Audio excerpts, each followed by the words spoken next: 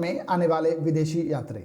इनमें कुल 8 विदेशी यात्री जो प्राचीन भारत में आए और 9वां अल-बरूनी जो नाम आप देख रहे हैं स्क्रीन में लास्ट पर, वह मध्यकाल में, क्योंकि 11वीं शताब्दी मध्यकाल में गिना जाता है, तो वह मध्यकाल में आए थे।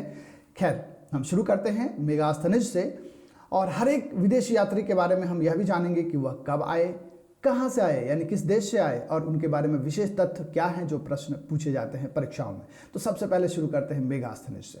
मेगास्थनीज 4वीं शताब्दी ईसा पूर्व में भारत आए थे और ये यूनान के रहने वाले थे। यूनान को अब ग्रीक के नाम से जाना जाता है, जो भूमध्य सागर के उत्तर पूर्व में द्वीप समूह के रूप में है। और पहली बात जो मेगास्थनीज के बारे में काफ़ी महत्वपूर्ण है वह यह कि सेल्यूकस निकेटर के राजदूत थे ये। दूसरी बात यह कि चंद्रगुप्त मौर्य के दरबार में आए थे, भारत में लगभग 6 वर्षों तक रहे। 3 बातें हो गई। चौथी बात यह कि इन्होंने बहुत ही महत्वपूर्ण पुस्तक लिखी जिसका नाम है इंडिका, और उस पुस्तक में उन्होंने मौर्य काल के समाज और संस्कृति का वर्णन किया है। आगे बढ़ते हैं डायमेकस की ओर। डायमेकस 3री शताब्दी ईसा पूर्व में भारत आए, सीरिया के रहने वाले थे, और सीरिया अगर आप नक्शे में देखेंगे तो भूमध्य सागर के पूर्व में स्थित एक देश है। डायमेकस के बारे में महत्वपूर्ण बात यह है कि यह अंतियोकस का राजदूत था और डायमेकस बिंदुसार के दरबार में आया था। तीसरी बात यह कि मौर्य काल के समाज का विवरण डायमेकस ने लिखा। आगे बढ़ते हैं। तीसरा जो महत्वपूर्ण विदेशी यात्री है वह है डायनोसियस, और यह मिस्र से आया था। 3री शताब्दी ईसा पूर्व में आया था भारत। इसके बारे में जो महत्वपूर्ण तथ्य हैं वह यह कि टॉलमी फिलाडेल्फस का राजदूत था डायनोसियस। जी हाँ, डायनोसियस जिसका राजदूत था उस शासक का नाम है टॉलमी फिलाडेल्फस, और यह बिंदुसार के दरबार में आया था और सम्राट अशोक के दरबार में भी रहा। तो आया बिंदुसार के समय, लेकिन सम्राट अशोक के दरबार में भी रहा। अगला जो महत्वपूर्ण विदेशी यात्री है वह है प्लिनी, और वह 1ली शताब्दी में आया था। महत्वपूर्ण बात यह है कि इससे पहले जो भी तीनों विदेशी यात्री आए थे वह ईसा पूर्व में आए थे, लेकिन प्लिनी से शुरुआत हो जाती है 1ली शताब्दी, और यह रोमन साम्राज्य से भारत में आए थे।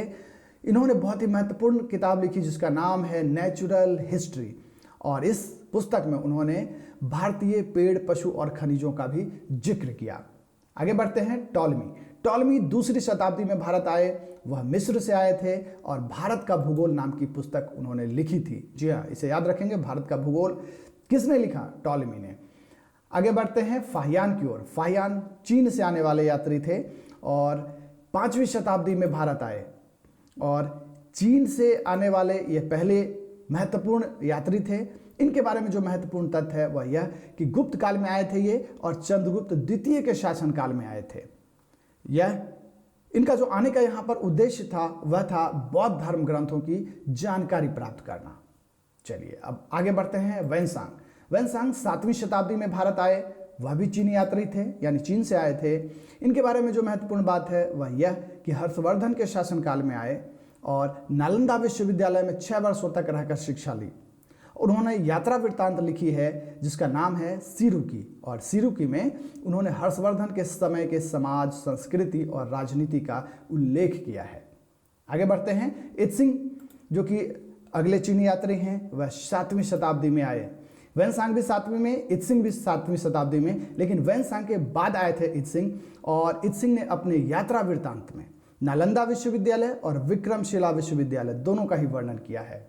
और अंत में अल-बरूनी के बारे में जान लेते हैं, जो 11वीं शताब्दी में आए। वह गजनी से आए थे, और गजनी को अभी अफगानिस्तान के नाम से जाना जाता है।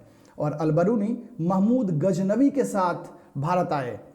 2 महत्वपूर्ण पुस्तकें लिखी थी इन्होंने, जिसका नाम है तहरीक ए हिंद, और दूसरी किताब का नाम है किताबुल हिंद। अपनी पुस्तकों में तत्कालीन भारतीय समाज एवं संस्कृति का वर्णन किया था अल-बरूनी ने।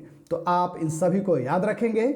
चलिए इसी के साथ आपसे विदा लेते हैं। बहुत बहुत धन्यवाद।